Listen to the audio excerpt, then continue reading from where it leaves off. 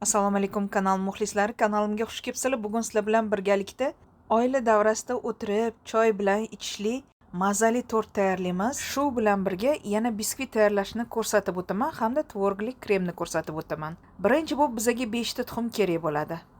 Tort uchun albatta yirik tuxumlarni ishlatamiz. Hozirgina xolodilnikdan olganman. Mana endi oqini sarig'idan ajratib olamiz. Oqini sarig'idan ajratayotganinglarda e'tiborliroq bo'linglar, oq qorasiga sarig'i aralashib ketmasin. Tuxumni oqiga ozgina bo'lsa ham tuxumni sarig'i tushib qolsa, o'sha sizlar xohlagan natijani bermasligi mumkin. Tuxumni oqini mana 5 ta sarig'ini ajratib oldik. Tuxumni oqiga chimdim tuz sepamiz va mikser yordamida ko'pirtirishni boshlaymiz. Sekin past tezlikda boshlab, keyin baland tezlikda ko'pirtirishni davom ettiramiz. Yirik ko'piklar ketib, oppoq mayda ko'piklar qolgandan keyin shakar solishni boshlaymiz. Mikserni birpas to'xtatib turamiz. Hozir bizga 5 ta tuxumdan 2 marta ko'p 7 osh qoshiq shakar kerak bo'ladi. Mana diqqat bilan qarab turinglar. 7 osh qoshiq shakarni idishga solamiz. Shakarni tayyorlab oldik. Endi oz-ozdan solib mikser qilishni davom ettiramiz. Beze holatiga kelganda mikser qilishni to'xtatamiz.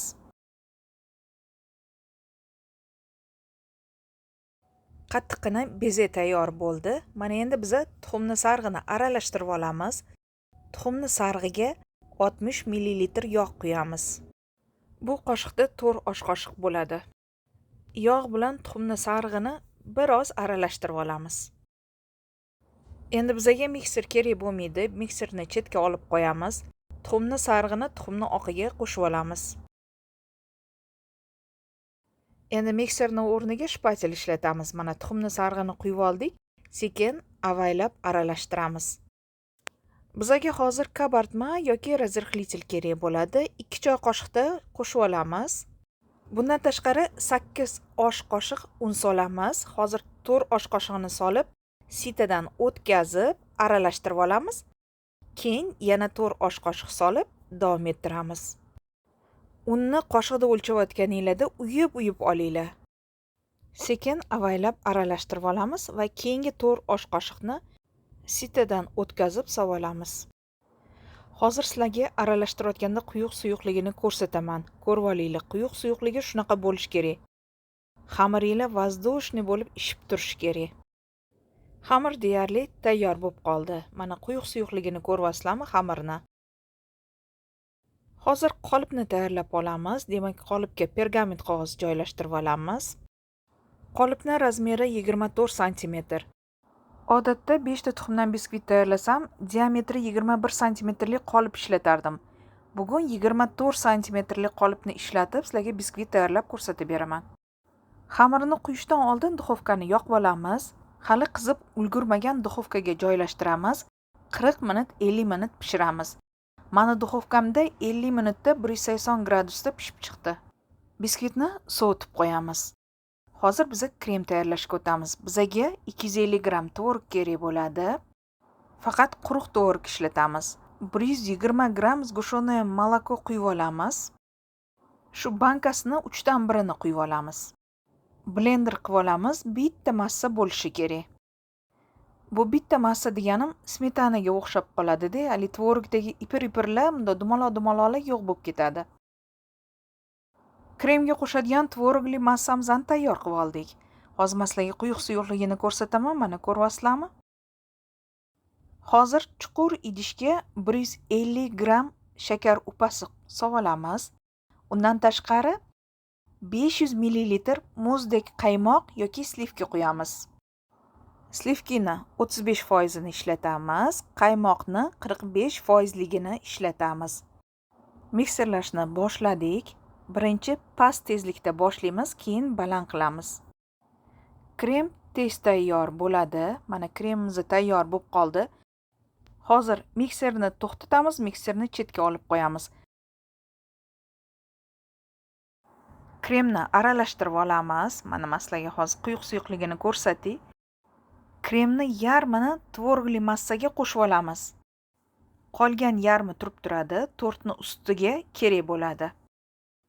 Tvorogli massaga qo'shib olganimizdan keyin mikserlab olamiz.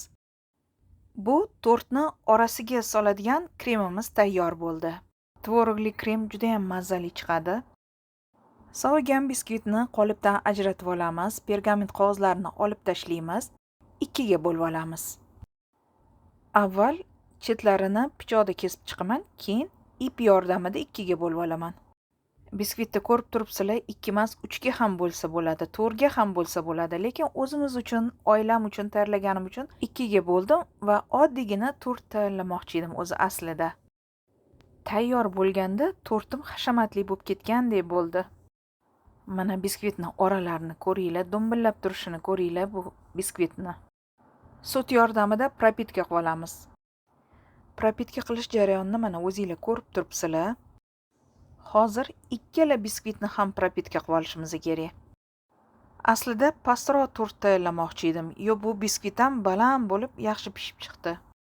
Propitkadan keyin kremlashga o'tamiz.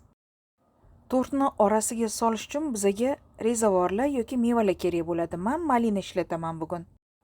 Biskvitni tagi qismini olamiz, tvorogli kremimizni joylashtiramiz. Kremni yarmini surib olamiz. Mana tekislab chiqib olamiz.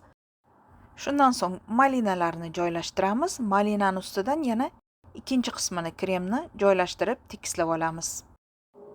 Malinalarni chayib, qog'oz sochiqlariga joylashtirib suvdan silqitib qo'yibman. Xohlasanglar muzlatilgan malinalar ishlatishinglar mumkin. Malinalarni ustidan kremni joylashtiramiz, qolganini tekislab chiqamiz. Shu bilan tvorogli kremimiz tugadi. Kremni tekislab olib, ustidan keyingi biskvitni joylashtiramiz. Propitka bo'lgan tomoni bilan joylashtiramiz. Hozir bizga boyiga yarmi qolgan krem bor, shu kerak bo'ladi. Mana ustiga, yonlariga surib, tortni tekislab olamiz. Bu kremimiz shakar upasi va qaymoqdan iborat. Hozir endi tortning asosiy joyi keldi. Shu tekislayotganimizda ko'proq ishlov berib, tekislab, sal ko'proq vaqtimiz ketadi bu tort uchun. Ustini tekislab bo'lganimizdan keyin yonlariga krem surib, yonlarini tekislab olamiz. Tekislab bo'lganimizdan keyin men ozgina bezak berish uchun kokos qirindisidan sepib chiqdim. Kokos qirindisini yoqtirmasanglar yoki allergiyalar bo'lsa, ustidan shokolad quyinglar. Xullas, bezatish o'zingizlarning fantaziyangizga bog'liq. Bu tortni faqatgina oilamiz bilan o'tirganimizda choy bilan ichishga tayyorladim. Hamda video tayyorlab sizga ko'rsatishni ma'qul topdim. Kokos qirindisini sepib olganimizdan keyin 4-5 soatga yoki bo'lmasa kechasiga xolodilnikka joylashtiramiz. Tort tayyor bo'ldi. Men bir kechaga xolodilnikka joylashtirdim. Ertalab xolodilnikdan olib, ustini malina bilan bezatdim. 400 gram malina ketdi. Orasiga 200 gram, mana ustiga 200 gram malina. Malinani o'rtasiga uyib qo'yibman yoki chetlariga terib chiqaymi deb ko'p o'yladim. Tortni o'rtasiga uyib qo'ysam kesishga qiynalaman deb chetlariga bunday qilib chiroyli qilib bezatib chiqdim. Shu bilan tort ham tayyor bo'ldi. Endi hozirlarga kesib ko'rsatib beraman. Tort bir kecha xolodilnikda turib, yaxshi qotmagan, propitkasi singan. Mana yumshoqligidan bilinib turibdi. Orasida tvorogli krem, malinasi juda ham mazali, yeyishli chiqadi. Sizga ham yoqqan bo'lsa, albatta tayyorlab ko'ring. Oralarini ko'ringlar. Hozir bu tarafini ko'rsataman o'girib. Mana ko'rvaslam biskvitlarini qarang, yumshoqqina.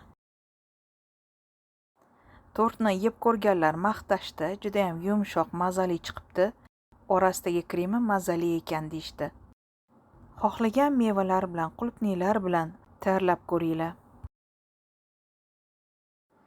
Endi o'zim mazasini ko'rib sizlarga mana tahlil qilib beraman. Biskvit yumshoq chiqqan, orasidagi malinasi bo'lgani uchun tvorojniy krem bilan mazali chiqqan, yeyishli chiqqan. Albatta tayyorlab ko'ringlar, tavsiya etaman. Shunday qilib azizlar, keyingi videolarimda g'oyibona ko'rishguncha Allohga omonat bo'ling, o'zingizni ehtiyot qiling. Xayr, salomat bo'ling.